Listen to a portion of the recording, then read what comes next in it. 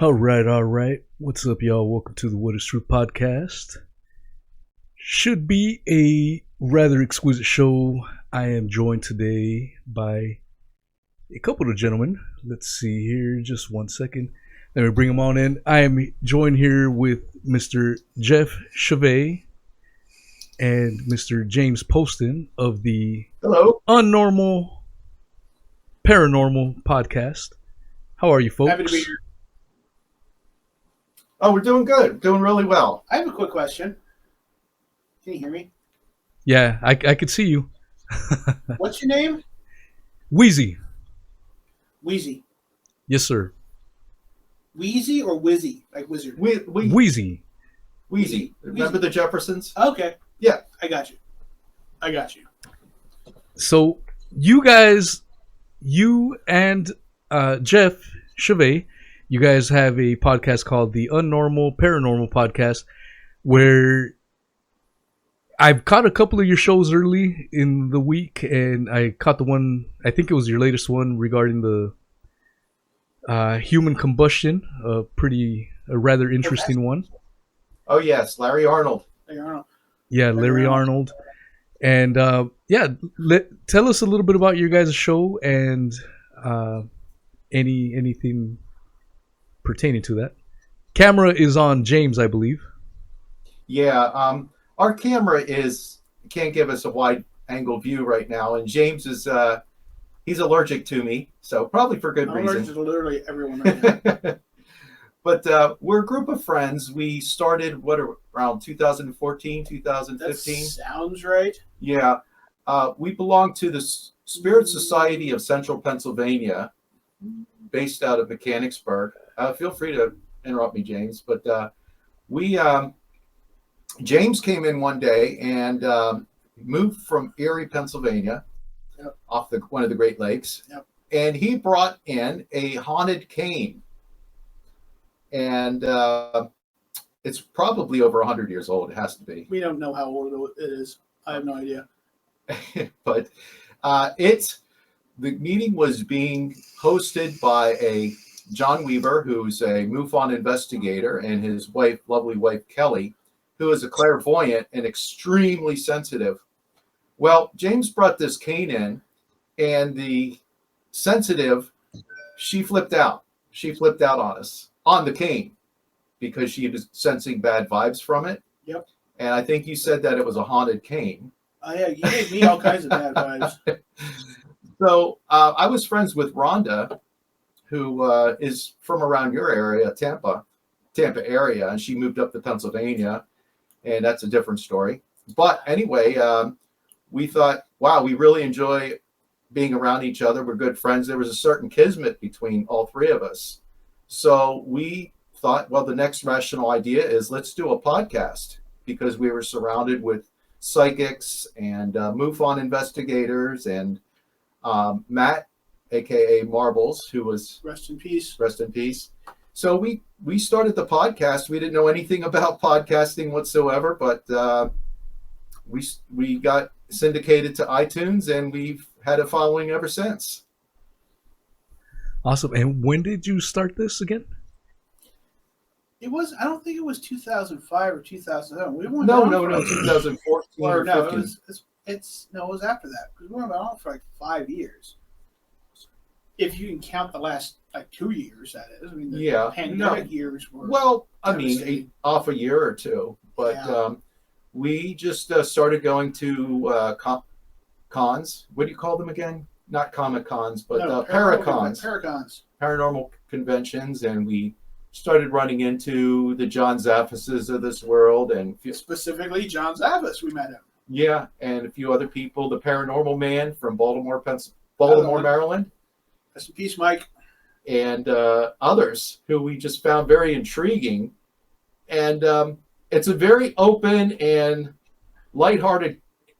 It's a serious topic, because you're dealing with mortality and death and things like that, and demons and ghosts. But the people behind it are surprisingly warm and fun. They're a lot of fun. Very, very. They call it parafamily, kind of. So it's like a parafamily. I mean, everybody's just everybody knows everybody. Everybody gets along. I mean, Mostly.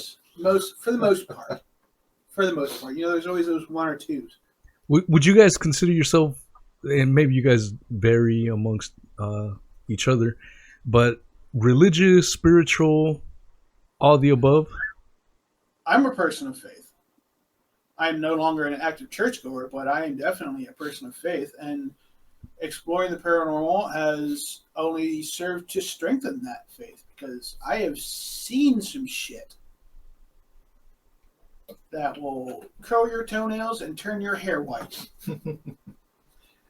And I come from a fairly conservative background. Mom and Dad were both very devout Roman Catholics. I consider myself Catholic, but some of the things that we've done we were never full-time investigators. We were people who went and investigated the investigators, talking to them about their methods and their travails. But we went out to abandoned houses and cemeteries. Cemeteries is where we found the most compelling evidence by far. It's kind of a struggle, though, because at least in the Roman Catholic tradition, speaking to the dead is verboten. So I'm kind of, I don't know, but I reconciled it by saying, well, God gave me a sense of curiosity, and it's only natural to ask yourself, what happens after you pass away? And not everybody reads a book or attends a class and closes the book and saying, okay, that's it. That's the way it is. Some of us have a very curious mindset, and so does Rhonda. Rhonda, she's not here this evening. She's working, but she grew up Lutheran, and we're just a Catholic light, I guess you want to call it. I have no idea. Yeah. It's very close to it. Yeah, I grew up Catholic myself, very devout. My parents were very, very church going, and as I got older, I just lost the faith. That's not, I guess you could say I would lean towards no belief. However, I am open-minded, and I've seen, I've experienced some crazy stuff that is just, I'm like, I want to scrap it off as crazy, that my mind is playing tricks and find natural explanations for it, but it's like, holy shit, this is a little wild here. So I'm definitely open-minded, and what caught my attention was when I went to your website, and I can't remember. I think you sent me some files and some of the EVPs first.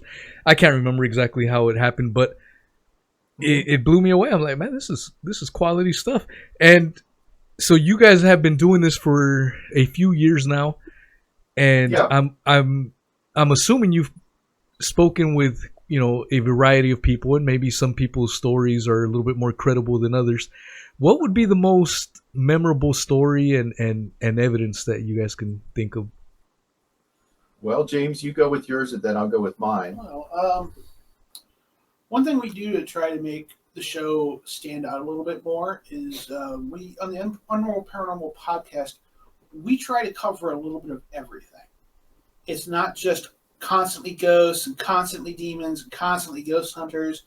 If it's strange, weird, unusual, bleeding edge, science fiction worthy, if it keeps you up at night, if it makes you tilt your head and go, huh? Bigfoot, aliens, chupacabras, cryptids, etc. Anything that you just can't wrap your head around, that doesn't quite make sense as to the logic of the rest of the world. We want to talk about it. We want to get people on the show, not only to educate you, but also educate and inform us. Because I have been called, I've had people wrongfully accuse, quote unquote, me of being an expert. And I will be the first person to tell you that I'm not an expert in anything, least of all the paranormal. You're not an expert? No, we're learning just as much as our guests are. I mean, I've been into the paranormal since I was like 12. I've had experiences as young as 3. Yeah, I'm convinced that some people are just born with this spark in them. Yeah. All the wonderful, weird wildness of the world, the stuff that people want to make you think that you're crazy about because they don't want to think about it themselves. That kind of stuff is just attracted to people. And I'm very, very fortunate to have hooked up with both Jeff and the delightful Rhonda Fells. We wish she could be here with us tonight. You'd love her. She has a way with people that you wouldn't believe. And they put up with me long enough to do this show for as long as we have. We've met some really, really amazing people along the way. Not just big names in the business. We've been very fortunate with some of our bigger name guests, but a lot of people that have stories to tell and have encounters that, because they're not on the big TV shows or the big podcasts, these stories go untold.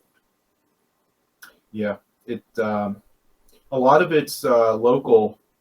A lot of, for instance, I know that you're a Twitter guy, and I talk a lot of shit, but I don't really use it for for much.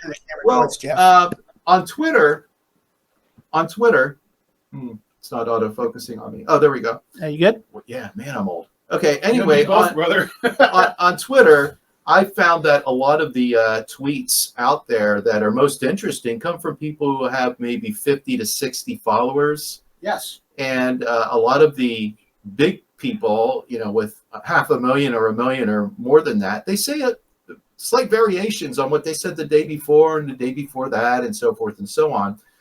But anyway, getting back to the most compelling piece of evidence, that would have to be when it was in the summer of 2016. I was investigating with my friend and co-host Rhonda Fells, and we were in a town called Carlisle, Pennsylvania.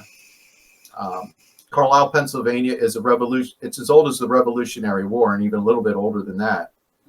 One of the signers of the Declaration lived there, John Dickinson. And what happened was we were inside my car. It was a Honda Element. It's a very boxy car with not a whole lot of sound insulation in it.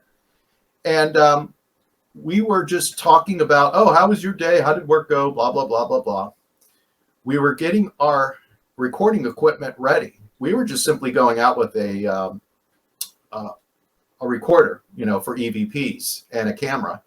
And we heard a thump on the top of the car. And we thought, oh man, what was that? We thought it was a bird, or we thought it was something, an acorn falling down, or something very heavy. So we didn't give a second thought about it. And it was about 7:45. It was dusk, getting close to dusk. About 15 seconds later, we start speaking again, and then we hear a boom, boom. And this time we knew, okay, somebody's throwing fruit at us, or some kids are doing some, kids could be assholes. And we both got out of there, and I was getting ready to yell at somebody, and the only people around were people going into McDonald's. Now, across the street, there's a old cemetery that houses people from the 1700s. I believe Betsy Ross is buried there. And or somebody very famous from the Revolution. I think it is Betsy Ross. And it was weird. There were no marks on the top of the roof. There wasn't a bird. It wasn't a bird, because if it's a bird, you could see a wounded bird flying off or squawking and making noises, or if it was a skateboarder or something. I mean, it was something heavy. So we both get back in the car because we're scared shitless. And then about half a minute later, we hear boom, boom, boom, boom, boom. And we both look at each other. And it's one of those things where it's listed as a story on the site, and I didn't even put my name on it. Shame on me, but my true name, because it's something that really happened. We know that our listeners have all experienced something that they dare not tell other people, because how do you explain it? How do you how do you say it with a straight face? Exactly. Because you don't halfway believe it yourself. And later that night, we went out collecting EVPs. And I think that Rhonda is the conduit. She is the lightning rod for the paranormal. She doesn't like to admit it. Is she a medium, or she's just, She's a sensitive. She's a sensitive. She's a hesitant. She's a hesitant sensitive because she's had it in her family, but she also has doctors in her family, professionals. She's a rich kid, and so she was taught at an early age to downplay that, and that was just your crazy aunt, things like that. But there's something about her, the most compelling evidence we've ever gotten in practically all of these EVPs were when she was there. We've gone out with other people and got nary a shred of evidence. But whenever she's there with us, we get some crazy stuff. You do. Just like that illuminated headstone that I sent you that picture. Yeah. And we're going to be going over those images. So if you guys are just tuning in, we're going to be going over some images, and some of these EVPs. We're just getting a little taste of James and Mr. Jeff here. So we will get to those in a bit. But yeah, continue on. Oh, so anyway, I was going to go about the illuminated headstone, and we also got an EVP, and I'm going to try to get it to you, but it is Sweethearts. That one. In other words, the EVPs that we've collected, I would say at least half of them have been compelling EVPs. Now, you go out to shows and you listen to what are some of those shows out there with Zach Bagans and others? I'm not Ghost Hunters, and things like that. They'll hear a squeak. Detectives. They'll hear a squeak, and you can't make it out. It just seems like they're made for show, and it's kind of cheesy. But some people, I guess, might be drawn into it, with the action that they put into it. But I haven't seen one that was really compelling. But some of the stuff that you sent me over was pretty, curious to say the least. Yeah, and I'm halfway dying to explain that one. It's called "It Is Sweethearts." Did you send that to me? I'm looking for it right now. Yeah, it is called "It Is Sweethearts." I can send it to you now if you want. Send it to me if you can. Sure. Let's see. But the word "sweetheart" is no longer in vogue. If you were to that's something from like the 50s. Oh my God, yeah. Or even earlier than that, but the turn of the century, the 1800s. If I were to say it to my son, when he brought his girlfriend over, they'd be like, "What?" They'd kind of figure out what it means, but they'd be like, "Oh my God, Dad!" It's like, go to a retirement home. And so let me see here. Let me go to compose, and I'll send it to you here. I'm looking for it, and then I'll put it up on the screen. What's your email address again? It's What is Truth Podcast? Okay, what? Here we are. And it is. And there's also allowed within that same file. There's also a very foreboding voice that says a name in it. And we did a search on the man, and it was somebody who died in the 1800s, but out in Philadelphia, which is about 100 miles from us. So I'm not sure how that came about. No. Just, let's see here. EVPs. All right. Okay, I just sent it to you. All right. Refreshing here.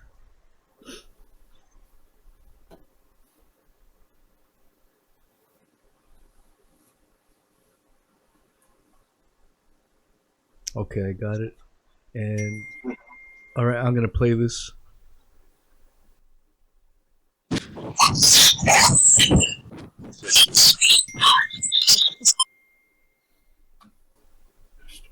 Okay, I'm gonna play it one more time. Mm-hmm. All right, this is the EVP for Sweetheart. One more time. Okay. Let me just hold on. Hold on, please. I'm sorry. Hey, listen, hold on. Here's the code. All right, so I just played that. What's the background behind that one? That was my manager. He needed a code to get inside the building. I'm sorry, he locked himself out. Anyway, we were in the cemetery in Boiling Springs, Pennsylvania, which is near Carlisle, Pennsylvania, which is near Harrisburg, Pennsylvania, the state capital. It was a night. It was the same night that we got the pounding on top of the car. Were you there with us, James? Oh, that was that night. No, it wasn't. You weren't? Okay. But anyway, we were. You could just feel when something. Now, I don't know if you have the feel or not. I'm a sensitive also. I'm not as much of a sensitive as Rhonda is, but you could kind of drive past the cemetery or someplace, and that's where the majority of beginners, like we were, go to collect evidence. And anyway, what we've got is what we had was just a night of weirdness. Now, the thing about EVPs is that you're not hearing the responses in real time, unless you have James has an app, a voice box app. I thought you had one. Oh, I've got the M2 Ghost Hunter app, which I'm very fond of. Yeah, but when you're going out collecting EVPs, you're not hearing responses to your questions. So when you get home at night and it's about 1 o'clock in the morning, and you're in a dark house downstairs all by yourself, and you're reviewing the evidence, it's really scary. What the sound was is the first parts. The guy says the name Watson Warden. Did you hear that? Yeah, I heard all of them. What's in your name? Let me play that.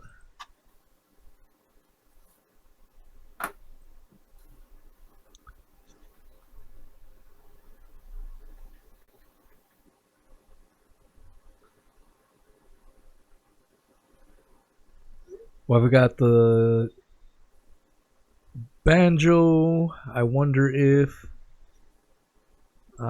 it's me, Jeff. What's so funny? Go on and back off. Yeah. Which one you want me to play? Well, just about that last one where it said, "It is sweethearts." Yeah. Okay. It saw us standing together, and I guess some old-timey ghosts thought we were sweethearts. being pranksters, if you will.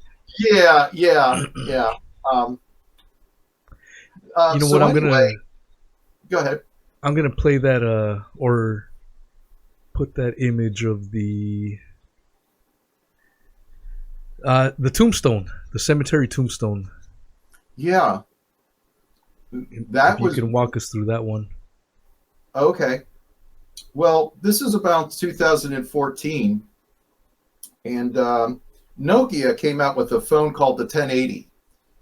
And it was a cell phone. It was a cell phone, but Nokia, which is at one time was the world's premier de facto cell phone manufacturer, came back for a while, and they made a phone called the Nokia 1080, and it was backed by Microsoft. But anyway, they had a 42 megapixel camera attached to this cell phone. It was a Canon. I mean, it was basically a camera that with a small phone attached to it. So, and it had a wonderful, wonderful nighttime picture taking capability. So I had just purchased it, and I was very proud of it, and I put it on a tripod. And we're not professional camera people, so that was our camera. And I placed it on a stand and a tripod, and I announced to the crowd, as if you want to say, at the cemetery saying, "This is the world's most powerful cell phone. This is the world's most powerful cell phone. And if you would like to be in a picture, please, by all means, show yourself." And we were laughing. We thought it was a lark, thinking, yeah, right. We sound like Ghost Adventures doing something like that. Well, wouldn't you know that when the picture came out, the one headstone came out illuminated. It was illuminated like it was lit up like Shea Stadium or Yankee Stadium. It was just, if you see in the picture, it's so well lit up. Yeah, if you can describe it for the audio listeners. Yeah, it was, well, let me see here. Illuminated headstone. I'll bring that up on my computer. Yeah, the picture that I'm seeing, it looks like it's at a cemetery, and it zoomed in into that particular area. Yeah, there was a zoom feature on the phone, and the headstone in question was, I'm guessing maybe about 120 feet away. Now, it's a wide-angle lens, so it makes things closer than they actually are. And you'll see the peculiar light on that headstone. And what's funny is this, okay? Some headstones have a light in front of them, right, James? With the LED light, it's solar and it'll light up at night. The bigger, more important memorial stones will. Some will for their loved ones here and there, but yeah, it's not. A cemetery isn't usually a whole light show. But yeah, and so we just thought, well, that's crazy. That's insane. So it was very dark, and we had our flashlights, but we didn't want to garner too much attention because there are cops that right across the street is a convenience store, and cops were coming in and out and everything. We didn't want to gather attention to ourselves. So we went back the next day, Rhonda and I did, and we found, based on that picture, we found that exact headstone. Well, there was no LED lamp in front of it. And a matter of fact, within 30 or 40 foot radius, there were no LED lights anywhere in that general vicinity. So I sent it to Nokia Corporation saying, "Hey, can you explain this?" Which I thought in retrospect wasn't a great idea, but they just came back with a reply, "Who you gonna call?" Like Ghostbusters. But to this day, like I mentioned earlier, the paranormal, a lot of crazy things happen that you can't explain, and you really can't expect other people to believe like you do. It almost turns you into a kid again who believes in magic. Yeah. When you wish upon a star, that's the cool thing about it.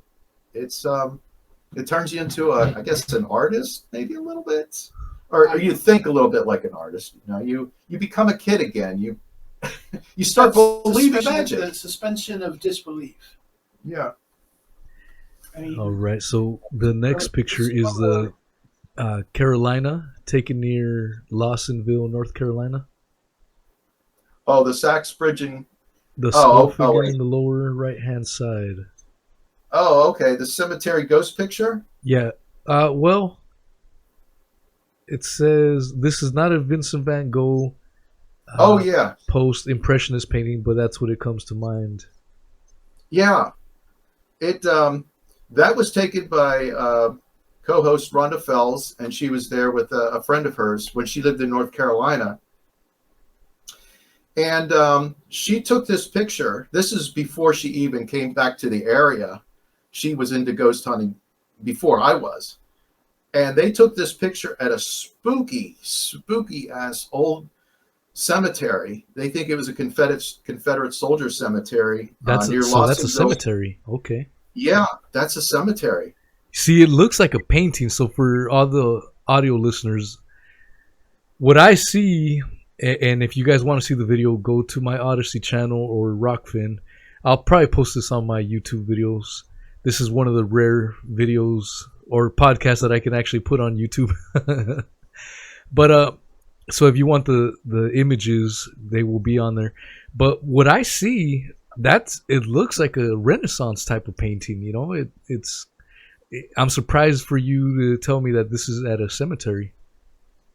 Yeah, and again, I wasn't there, but part of the thing about the paranormal is you have to trust certain people. Like I trust James. James doesn't make up stuff and I want you to tell that demon story at your grandfather's house one time. I want to hear that. Well, that's like 2 episodes on. Oh, okay, all right, but well, you'll come up with something. I can tell what happened after.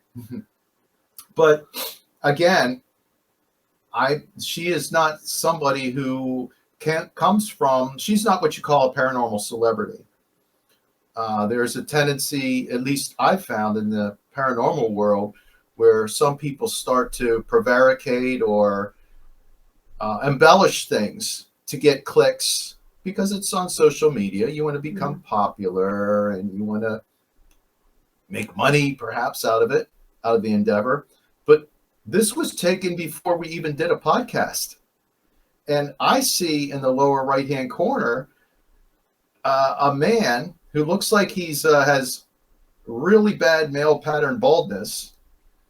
And do you see a figure there in the lower? Yeah, it looks like a man that's playing a piano, or it kind of looks like Lady Elaine from Mr. Rogers. Lady Elaine Fairchild. So yeah, I definitely see something. That's why I'm saying, if you guys are only listening to this on the audio form, definitely check out one of the video platforms so you can see the images there. And it's rather interesting. And you see that picture of a little outline squiggly of a ghost there to the right of him and up a little bit. Yeah. And this almost looks like something was there and is just playing games with her. I don't know. I just don't know. Interesting. But like I said, she has a strong pull, and she would probably be punching me in the arm right now really hard if I were mentioning this. But she has a strong pull to the paranormal. She doesn't like to admit it, but she's also deeply fascinated by the things that have happened to her. She attracts it. She's a magnet for it. She does. All right. So the next picture, it appears to be taken at a bridge or something like that. And on the far end, it looks like a ghostly figure. And then at the bottom picture, it looks, I guess that's what it looks like when no one's around. Correct. Yeah. Again, where is this? What's the background on here? This was taken around the year 2014, and that's Sachs Bridge in Gettysburg. Okay. That is the bridge that the Confederate forces took on their exit out of Gettysburg after they realized that we've lost 30,000 men, they've lost 30,000 men. What the hell are we doing? What are we doing this for? You know, the both sides, North and the South, they say the North won, but you know, who really wins when both of you lose close to 30,000 men? But so it was a banker's war. Yeah. We've been told so many things that just don't add up, but if you really, really dig down to it, it was a banker's war. Well, but that's a different topic. I'm kind of a fan of Smedley Butler myself. Yeah. But anyway, about the bridge, that is the original Sachs Bridge in Gettysburg. I don't know if that's the original wood. Maybe they've had to replace planks throughout the years, but I think the floor joists are original. They're the same. So anyway, tens of thousands of troops filed across that bridge upon the completion of the Civil of Gettysburg. And this picture, what makes this picture unique is that the person who took the picture, and it wasn't myself, all right, it was a friend of the show, took this picture, and she swears that when she snapped it, if you look at the top, that person, that figure in white, wasn't there. Not there clearly at all. Looks so.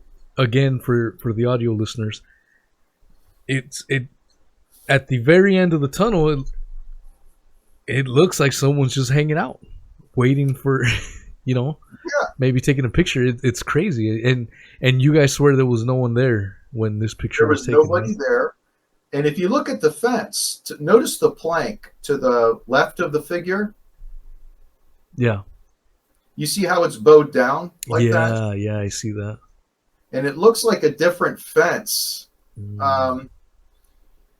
And opposite, this figure, if it is in fact a spirit, we don't know, of course, but that figure is looking into what was once a hospital. It was the hospital in Gettysburg where a lot of the prisoners were prisoners, I guess, and casualties were treated. And somebody once told me that that's how the nurses dressed. Oh, yeah. And a lot of people also told me that is just a bleach whiteout. There was actually a person there, and it was a cheap camera, and the pixels got blown out by the summertime sun. But I just have to take the person's word for it who snapped the picture that there wasn't anybody there, and she just flipped out. Definitely food for thought right there. And let's see. All right. So this first audio file is Back Off, and I'm going to play this twice for the audience. All right. And then she might have been out jealous.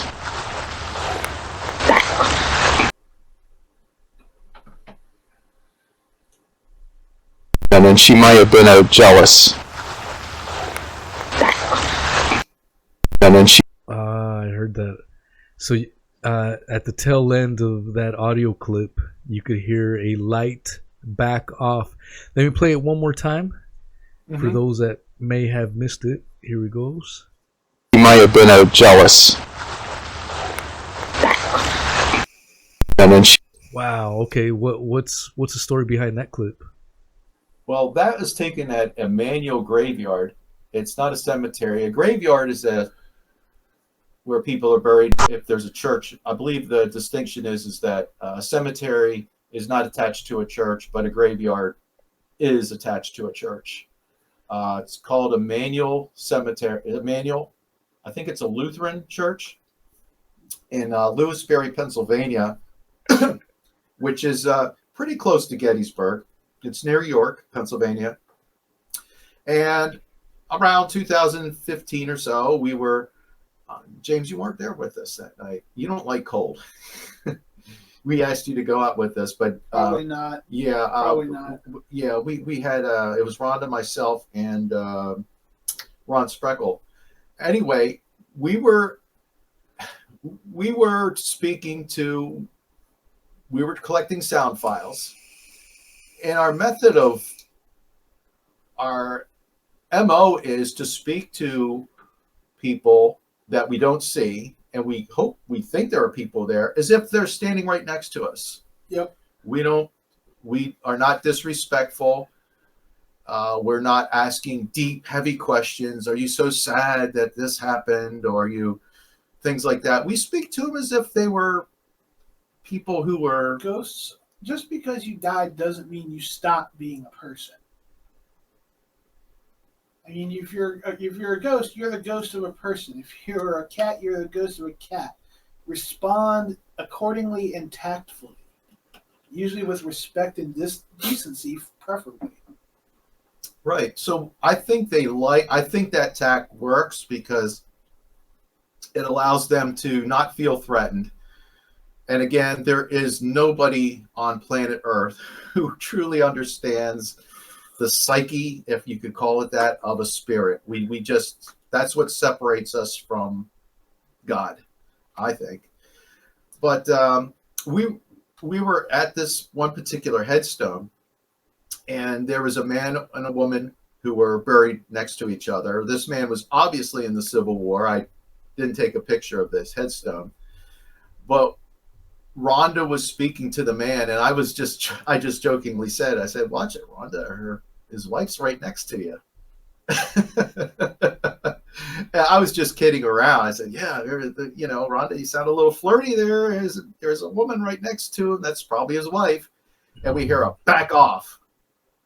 Now, I don't have that original one. Yeah. Fast forward, and this one was taking, I believe, earlier this year in the spring. This back off, I was talking to, again, Ron Spreckle and Rhonda about this. And I said, remember when we got that back off or whatever or something? I was kind of jogging their memories. And then we hear that back off again. Isn't that weird? Oh, yeah, yeah. It's very striking to me. Do you think they remembered us? I won't say that they didn't. All right, so the next clip is, I wonder if they are looking at us. Let me play that a couple of times. I wonder if they're looking at us. No. I wonder if they're looking at us. No. Join them. I wonder if they're looking at us. No. What the hell? All right, so what the hell is going on there? Okay, this one was done. We had a lot of fun. That was this summer, and we were out, and it was one particular cemetery. It was at one time it was a church, and it was a Lutheran church. Now, Pennsylvania has a preponderance of Germans, and most Germans, who immigrated into Pennsylvania were Lutherans. So it was the site of an old Lutheran church and headstones, and they were in such disrepair. It was just horrible. These are people that were alive just like you and I were. Have families and friends and loved ones. And I don't know what it was, but I didn't feel anything that day. Actually, we were out maybe about 7 p.m. I wasn't feeling a thing, so I half-kiddingly said to somebody, I said, "Do you think they're listening to us, or do you think they see us?" And I didn't expect to hear anything, and that was the only thing we got that night. But we hear a female voice saying, "Didn't she say no?" or something to that effect, like no. Is that what you got out of it? I hear a couple of voices, and one's kind of like, can you hear me? Okay. Oh, really? Yeah, I heard a couple of voices in that EVP, but well, that's the thing about EVPs. I could hear one thing, and you could hear the same thing or something different. I couldn't make out what the other voice was saying. One of them was directly responding, and then the other one's kind of like, hey, let me play it again. Let me go back to it. Refresh my memory.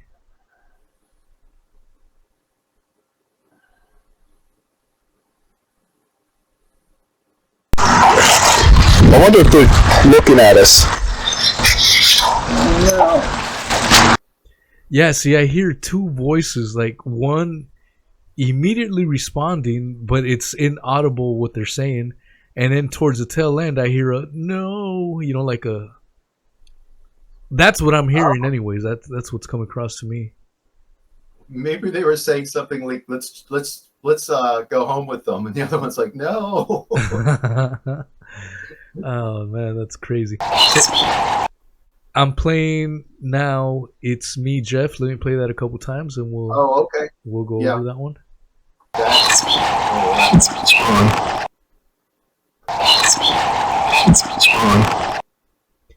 So I'm gonna play it one more time, and the title to this one is called "It's Me, Jeff." Oh, here it goes. All right, what's the background on that one? That one was taken at an old cemetery next to an orchard in Dillsburg, Pennsylvania, which is halfway between Gettysburg and Harrisburg. And it's an old country road we were on. It was dark. It was night. It was probably about 10 o'clock at night. Place was just flat out spooky because there were no lights around. And if you have weak headlights, good luck to you. So we go in there, and it was just Rhonda and myself. And she's very conversational. You know, if you ever meet her, she's the most she's not an airhead, believe me. She's not. She's extremely bright. She's actually a former journalist, and she was off speaking somewhere. And one of the things we typically do before we start is we introduce ourselves. Well, we hadn't done this in over a year, so we forgot to introduce ourselves. We just go in there and we start talking. And it's almost as if somebody comes up to me, taps me on the shoulder. I didn't feel anything, and said, "Jeff, it's me, Jeff." And again, you don't hear this in real time. One of the viewers said they heard, "They hates me, Jeff." Oh, that's what they heard. Wow. It just goes to show I guess with like you said earlier, with EVPs, people could hear completely different things. Yeah. You know. Yeah, it's so weird because just the thing about EVPs, and James, maybe you could expound on this. Remember when the paranormal man was talking about how ghosts communicate to us? They don't have voice boxes. So he said they're actually sending out electromagnetic waves or something, or some kind of energy. They're sending out some kind of energy because they don't have voice boxes. Our ears, they don't have voice boxes, or supposedly don't have voice boxes, and they may speak on a frequency and wavelength that human ears just can't pick up ordinarily. Right. I feel that some people are wired to be able to pick up on them. I feel that some spirits, some unseen entities are able to gather up the energy necessary to audibly vocalize, like you or I. Mm-hmm. But I don't know. I mean, that's what is radio? What are radio waves? They're just energy back and forth, rearranged, condensed, and processed into something we can hear. I know that's like the worst possible explanation of how radio waves go. So you got a really, really strong idea of exactly how hardcore scientific our show really is. Well, from what I understand, sound recorders can pick up on certain frequencies. Mm-hmm. All right. And if they're speaking via electromagnetic waves, like a radio tower, like a radio tower does, these sound recorders can pick up on weird things. I remember back in the day, VCRs used to pick up on police scanners all the time. So there's something out there that dogs and cats can hear things. Yes. And cameras can pick up details, like that Nokia camera I had. No, you're not letting the cat in. No, that's the story I'm going to tell. That's a cat. Oh, okay. That's the story I'm going to tell. All right. But anyway, that's, like I said, we don't know where these sounds are coming from. And when you're home at night and you're reviewing the evidence, you kind of have to look at, what does this person used to look like? And first and secondly, how in the hell did she know my name? Yeah, there's something to the whole sound waves that I don't think science fully understands. I mean, they've done experiments where they played sounds of rain to plants or trees. I can't remember exactly what it was, and the roots start growing towards the sound of rain. and it's not real rain. This is just sound. So there's something to it. You know, I love to do a lot of research on the Aztec and the Mayan civilizations of the Americas, and they built some of their pyramids to mimic certain bird sounds. So if you got in front of the pyramid and you clap your hands, the reverberation of that sound bounces off the walls and sounds exactly like the Quetzal bird which they worshipped.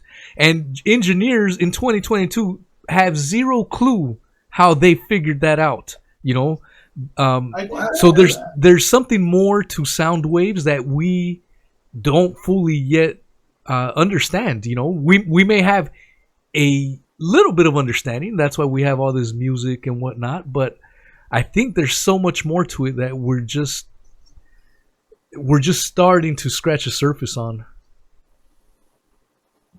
Yeah, and there's also a theory that tube radios in general will pick up on ghosts and things like that. I read that Tesla, when he was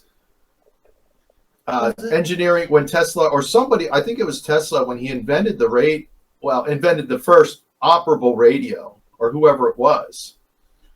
I know Tesla was working on radios during its infancy.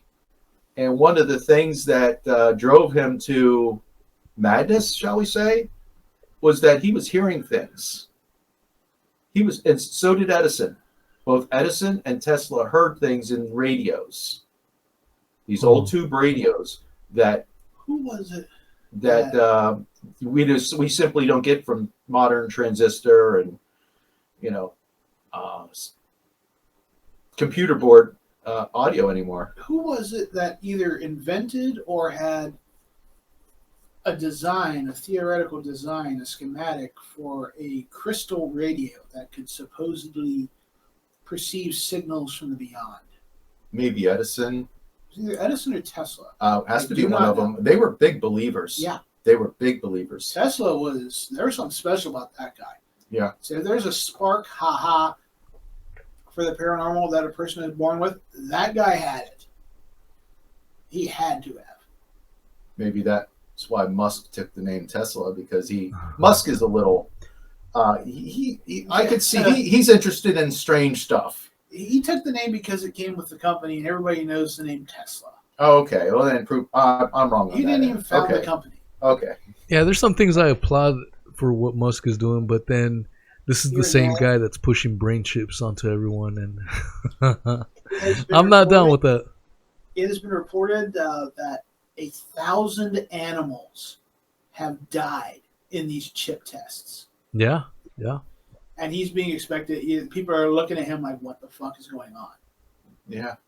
Wow, I didn't hear that. Yeah, there's a big dark side to Musk, and I know some people are regaling him as some kind of free speech hero, but there's a lot more to the guy. Let's see. I wanted to play your audio file. What is so funny? Okay. We played that a couple times, and let's see if you guys can give us some background. Skyway 200. Skyway 200. Skyway 200. Yeah, I definitely hear something towards the end, but yeah, in this instant, I'm not so sure it says what's so funny. It kind of reminded me. There's sometimes these. It's generally with visuals, but there's audio illusions where if you see something on the screen and you hear the sounds, your brain just automatically hears that, even though it may not necessarily be exactly that. Does that make sense? So in this case, I'm not so sure. I definitely hear something. I just don't know. I couldn't 100% make out exactly what that recording said. But what's the background to this one? Well, let me play it myself here, just a second for myself.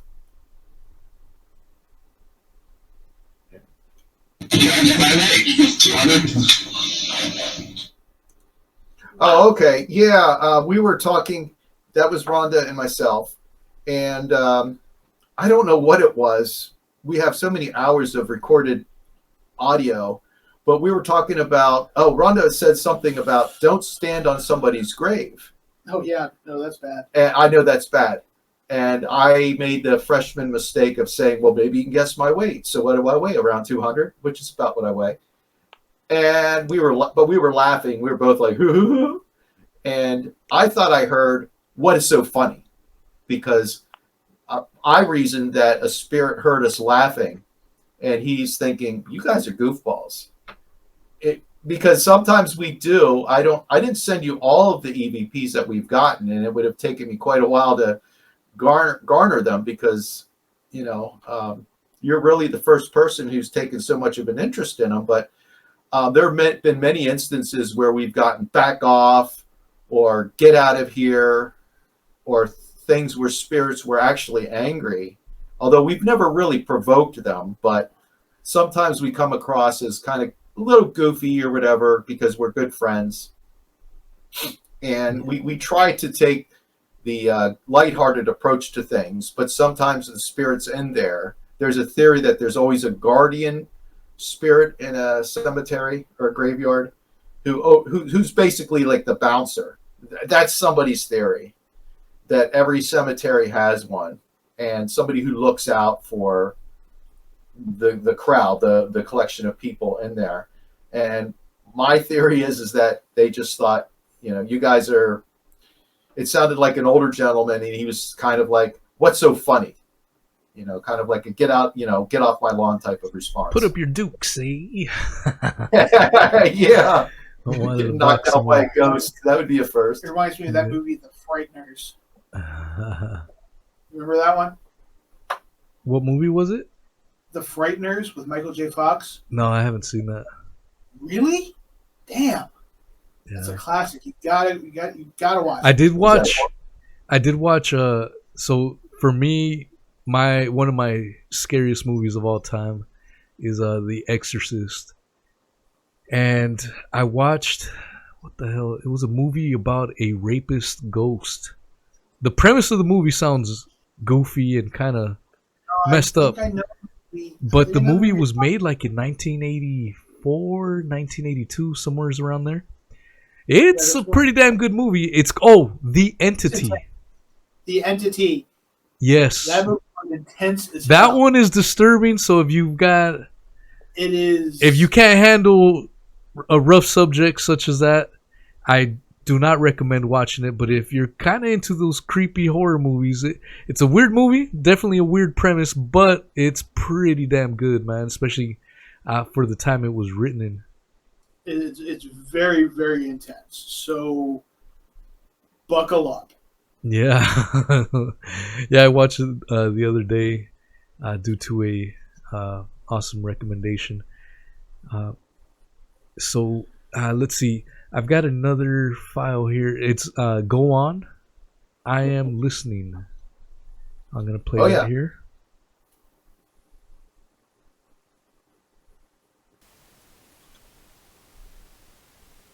It's a signal that you're here.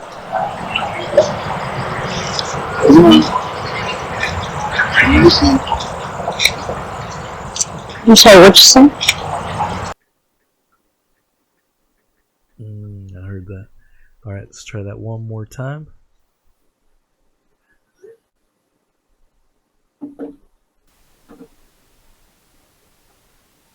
It's a signal that you're here.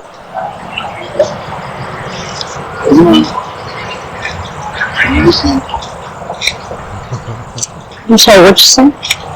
All right, what's the background on that one? Well, let me ask you, do you hear a woman's voice there? I do. Like a sweet voice saying, I'm here, I'm listening. It's a signal that you're here.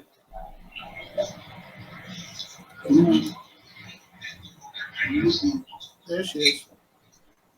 I'm sorry, what you say? Ah, yes, that one. Sorry to blow out your ears there.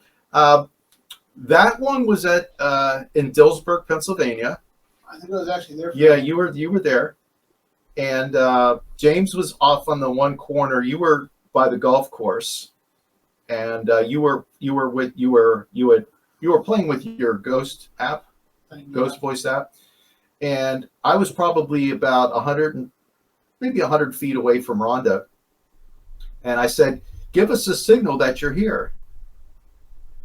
And nobody heard. Again, we don't hear these voices speaking to us in real time. Ah, okay. What's weird is this. Rhonda, right after the spirit speaks,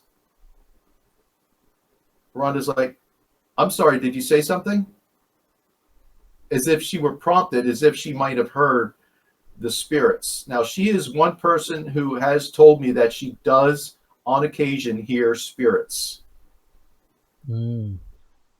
So, God damn, that would be creepy as hell if you could hear. And she was, later on, I asked her, I said, "Oh, didn't you hear me? Because I'm pretty loud." And she goes, "Oh, no, I heard your loud mouth, but I thought you said something softly." Like, no. No, wow. I did not. That's wild. Yeah, you can definitely hear something in like a sweet, tender voice saying, "I'm here, I'm listening." And then you could hear whom I would assume is Rhonda. And it's almost like she's communicating with that entity. It's kind of kind of creepy.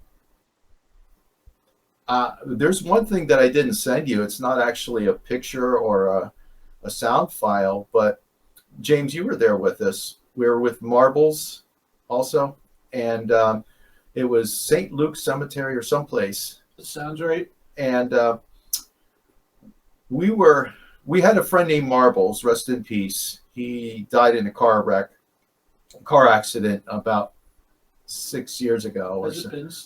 Maybe about 5 years ago, or something like that. No, it's only been like 3 or 4. It's been a few years. It hasn't been long, and it's already been 2 long. Yeah, but he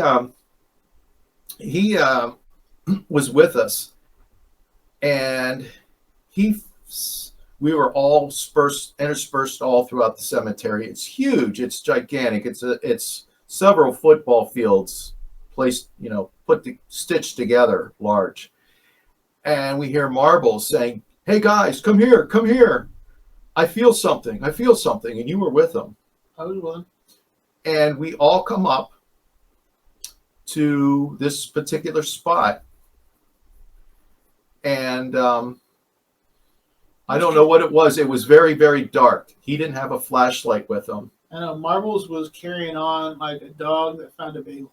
Yeah, he was like a beagle smelling rabbits. He could sense something, but he didn't have a flashlight with him. He was extremely low tech. He was one of those people who could hear them could hear them with dowsing rods in his own inner ear.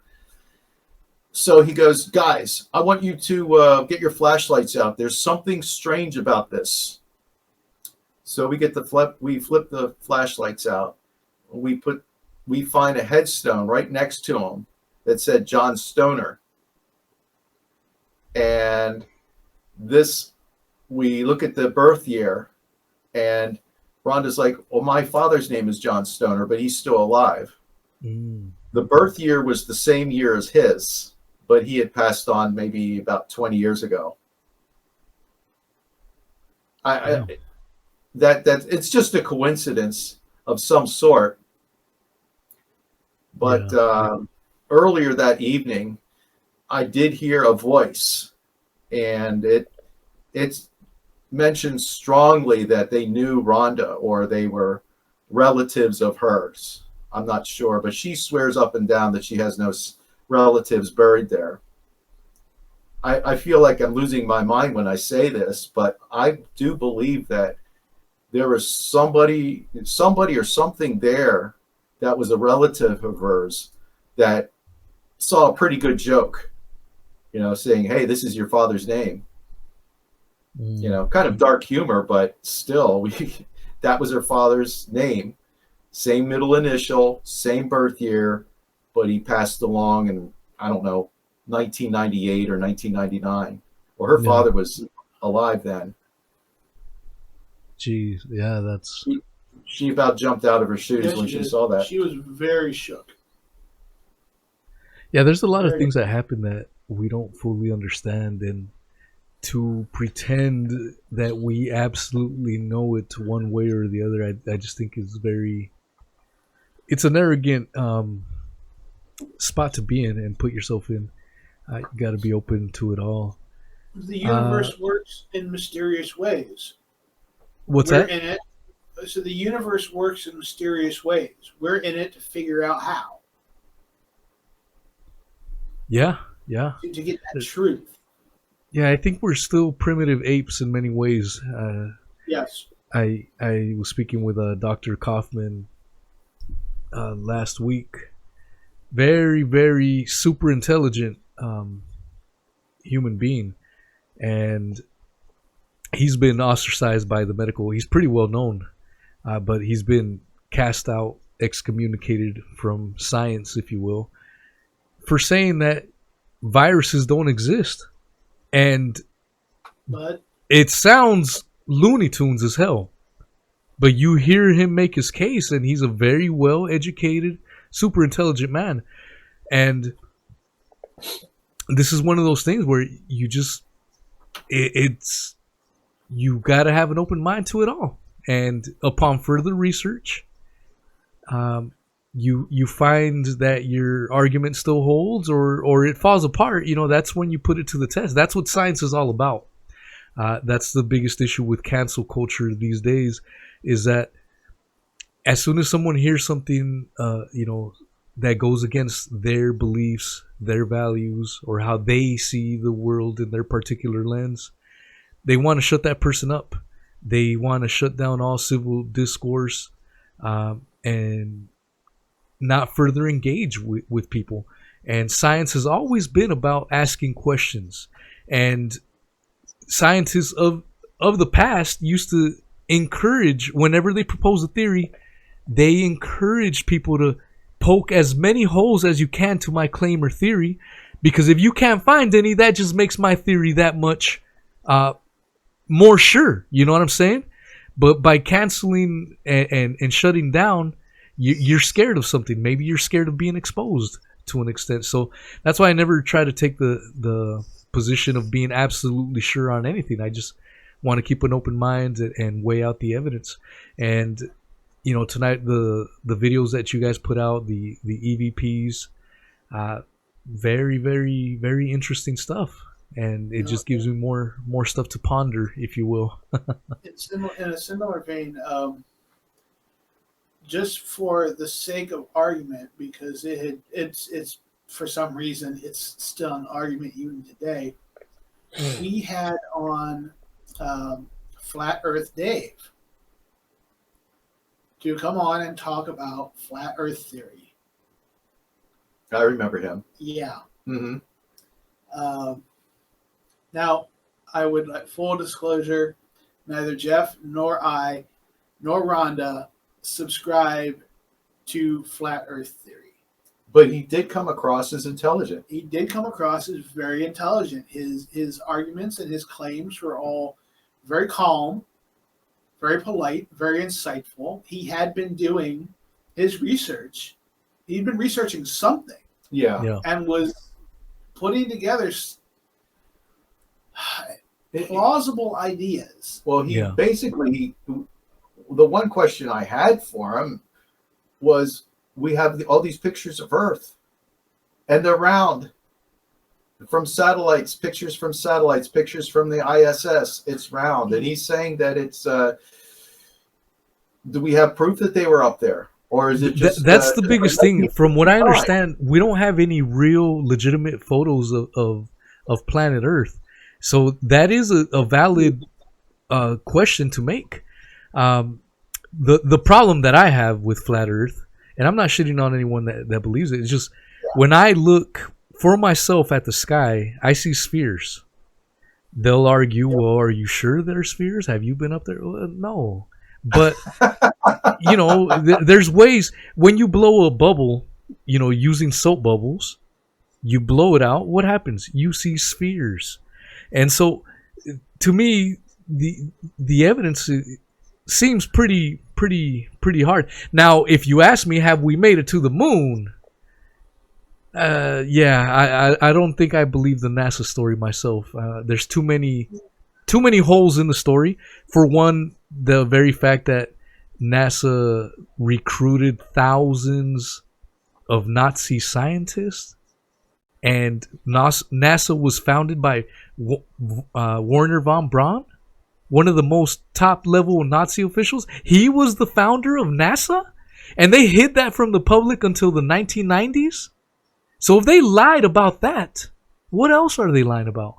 And so I'd be fine to debate anyone on the moon landing, but as far as the flat Earth, yeah, I'm not shitting on that camp, but I personally don't ascribe to it myself either. It's a wild theory. I mean, some of the stuff that he said did sound kind of plausible. If I remember correctly, yeah. And this is around the same time that this one guy was shooting himself up. He died. Wasn't he out near the Salt Flats or Las Vegas or someplace where he went up in his own rocket ship, and he funded it entirely. Yeah. And he went up like maybe a quarter mile first time, half mile. Then last time, I do believe he went over a mile, but his parachute didn't work or something didn't work, and yeah, he was trying to prove it. Well, Neil deGrasse Tyson was on Joe Rogan. He's been on Joe Rogan a few times, and I'm not a big fan of Neil deGrasse Tyson. He seems like a pompous windbag, if you ask me. But he did say on that show that we don't have any pictures of the curvature of the planet. The highest one of these billionaires went up in space. They were still within our atmosphere. So even as high, I can't remember how many miles up he was up in the air. He was pretty high up. But even Neil deGrasse Tyson, the world premier astrophysicist, supposedly, he even said that even from that height, you can't see the curvature of the Earth. And this is what flat earthers will cling on and hang on to and say, well, look, he said it right there. He just said you can't see it from there. That doesn't mean he's saying the Earth is flat, But there's definitely lots of questions for sure. I mean, like, it's... What's that? I do not side with flat Earth theory. I will not sit here and tell you that the Earth is not flat and stake my life on it, because, like, what if I'm wrong? Yeah. What if there is that, like, thousandths of a percent chance that I'm wrong? Mm-hmm. Yeah. Well, and that to me also the thing with flat Earth is it seems like it's a hill that I don't really care on dying on. There's other shit that's way more important. Yeah, exactly. Well, who gives a shit if the Earth is flat or a sphere? It's not going to change anything. Flat Earthers, I have found, are very religious, and they put a religious significance to it also. I can understand why they would view it a little bit more. They're very colorful people. Yeah, and Yeah, it has something to do with the chapter devoted to the creation of the Earth. And, there's a dome or something like that. There's a dome, something to that effect. Yeah, like I said, we've spoken to so many people. I mean, it's after a while, That's the fun part of doing podcasts is just you get to talk to a host of different people with different ideas, different backgrounds, and I've never done a paranormal. This is my first paranormal type of show. And I had a lot of fun. I mean, it's not something that I've focus in on too much, but it was a lot of fun hanging out with you guys for a little bit. Sure. Do you guys have any parting words? And definitely, plug in where people can find you and all that good stuff. Okay. Well, how about I'll do our thing. The closing spiel. But in the very beginning, you asked about our spiritual background, our religious background. I think that you have to ask, after listening to these or going on investigations or just flat out having an open mind, after listening to these sound files, you have to ask yourself, did I hear voices or did I not hear voices? And if you do hear, and if you're honest to yourself and saying, yes, I did hear voices, you have to ask yourself, where did they come from? What it taught me is that there is life after death. I think where we start to disagree with each other is, where exactly do you go? Do you go up to a cloud and play the harp? God, I hope not. That sounds kind of boring. I don't even like I don't. Yeah. I like electric guitars better Same, and drums. exactly. But you know where I'm getting at. Yeah. There are no experts on this, and it has to make you very humble. And anybody can do it. Should you do it? I'm still a little iffy about that. Like I said, I grew up Catholic. Maybe it's a little bit of Catholic guilt in me, but I had to satisfy my curiosity. So at the end of the day, when I'm up there and if it is an offense and God asks, I say, well, God, I always was the one who kind of pushed the envelope a little bit. Hope you don't mind. I'm just damn curious. That's how you made me. This is how you made me. Right. What matters at the end of the day is the search for truth. Right. Well, that was my spiel. If the truth is not the bright, shiny, happy thing that I thought it was or wanted it to be, okay. I am willing to accept that. I am willing to keep an open mind. I am willing to have my mind changed based off of new pertinent data and information. And what based you on smoke? new facts. Okay.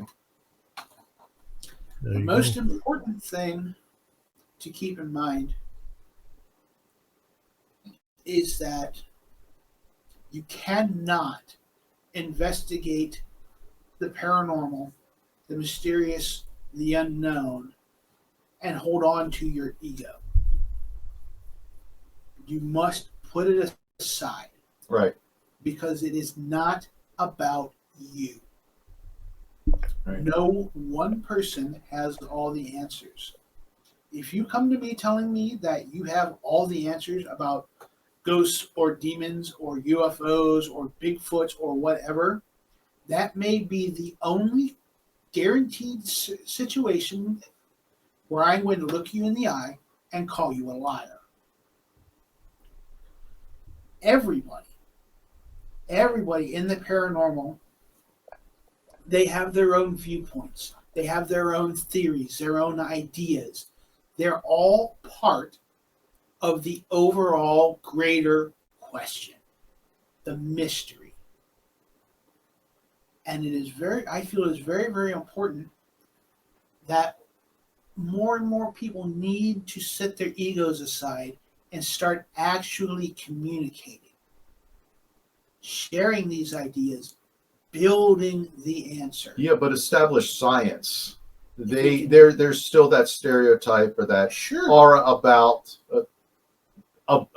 going into this field, and they don't want to lose their livelihood because they have families and they have their own egos. Like, oh my God, I want people to respect me and I want to fit in. I understand that. That's why the paranormal does kind of get your free spirits in it, because they're the people who they don't fit the mold. No, I look forward. It's like the Trader Joe's. You know how Trader Joe's is to grocery stores? The paranormal is the science. I've never been in a Trader Joe's. Okay. I look forward to the day that we eventually get the paranormal down to that 1 + 1 = 2. I don't know about that. That's the only way it's going to be confirmed. A cause getting an effect, guaranteed every time. We'll see.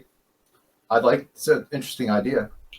But your ego is going to take a hit along the way because people look at you like you're crazy. It is very, very, it can be 2 out of 3 people today have had an encounter, experienced something that they just flat out cannot fucking explain. They It sticks with them. They cannot wrap their heads around it.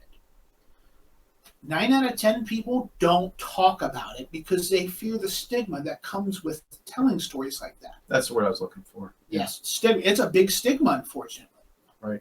Your friends, your family, your job, your reputation. People look at you like you're crazy, and people are afraid of that because unfortunately it actually happens. That is the most important part of doing the podcast for me personally. People see things, they get scared, they get lost, they get scared. They want somebody who they can tell their story to that won't treat them like a crazy person. Right. It is very, very, very rare that I will look at somebody and say, I don't believe you. But it also helps you grow in a way because you can go on your own way. You don't have to fit the mold anymore. I know we keep saying things like that, but it's true. It is liberating because you get to show your true self. Because you see, it's that truth. Because somebody looks at me, when somebody comes to me and says, this has happened numerous times. Somebody will come to me and say, James, I saw something. James, I experienced something. James, something happened that I cannot explain. And I will look them in the eye. I will say, I believe you. Yeah. I believe you saw something. I believe you experienced something. I do not know what you experienced, but I believe something happened. Let's figure it out. Oh, you want me to do the spiel? Jeff is telling me that I have to do the spiel, so here we go. No, it's just that I know. No, James is great on the philosophical thing. I just didn't know what time constraints you had, Weezy. Yeah, how much time do we have, Weezy? I was just, what is it? We've been on for a good hour and a half. So yeah. Oh, we do hour and a half standing on our head. Oh yeah, I do on the weekends. I'll go on for marathons. I've done a couple of 10.5-hour podcasts. Believe it or not. Don't blame Jeff. Don't blame Jeff. I'm not blaming Jeff. The only thing is I wake up at 4 in the mornings during the week. So yeah, well I respect that. If I could do a 4-hour show every week, I absolutely would. But we just don't have the time and energy, and we can't find anybody who has 4 hours to give us each and every week. Yeah, for sure. Yeah, you wanted to know about. I have a spiel I like to do at the end of the show. It is, I don't want to say it's infamous, but we're known for it. All right, give it the video. You're doing the penguin thing. I want to hear it. It's too hot. It's Florida. I want to be back in the Arctic. I just want to take a moment to remind listeners at home that all of our episodes can be found at www.unnormalparanormal.com. There you go. We are on social media on Facebook at the Unnormal Paranormal Facebook page, on Twitter at UnnormalPara. If you have questions, comments, a story you want to tell, you like us, you don't like us, you want anything at all, anything at all doing with the paranormal questions about the show, reach out to us at unnormalparanormal@gmail.com. Either Jeff or I will get back to you at our earliest convenience. And I think that's it. But is that girl still stalking you? What is that other girl? James had a lady who was acting very suggestive to him, and the lady who we were debating on how he should proceed with her. And I said, "Hey, it's up to you. You're single. Do what you want." What about that gal that stole your book? James is single and ready to mingle. Oh yeah. We once had a guest on who was very flirtatious. Tish. She was extremely good looking, cute. She had a body that wouldn't quit, and my leg was up to her. Oh my God. She used to be a Taekwondo expert, so she was like very extremely fit, and she was very suggestive to me, and I'm like, oh man, She was looking at Jeff like a tall drink of water in the desert. Yeah. Anyway, I gave her your number. I don't know what it is. He has the Kavorka. That day I did, I guess. Yeah, you did. But anyway, Weezy, it was great talking to you. We had a good time. Hopefully you did too. We'll have to do it again, man, and we'll line up some more clips and EVPs, and we'll definitely do it again. Okay, sounds good. good. Thank you. thank you for accepting my invitation, man. I'm You're welcome. constantly trying to do different shows and whatnot. And again, this is the first paranormal type of show that I've done. Well, I've done a UFO one with my buddy Chris Matthew of Forbidden Knowledge News, and that was a fun episode. But yeah, love to do it again. Yeah, we do have. I can send you some suggestions. I'll look at our list, and tomorrow I'll DM you with. There's a doctor out there. I can't forget. It's a Slavic or Polish sounding last name, but he does near-death experiences, and he is a very esteemed doctor, and he talks about near-death experiences and life after death. Yeah, I'd love to have one. Yeah, that'd be a lot of fun. Yes, for sure. Absolutely. Awesome. Well, Jeff, James, thank you guys so much. You're welcome. It was a lot of fun, and thank you for the files. I'm sure the folks that tuned in will have a interesting time trying to figure what to make of them, and at the very least, they'll make you think, and that's the important thing. We're in the same boat. Great. So, and I put their website in the description. I put your Twitter handle, Jeff, on there. But if you guys want any more links, send them to me, and I'll update the description. We'll definitely do. Yep. All right, folks. Thank you so much. I hope you guys have an exquisite evening, and we will catch you on the next one. Talk to you later. Thanks very much. Good night, everybody. Good night.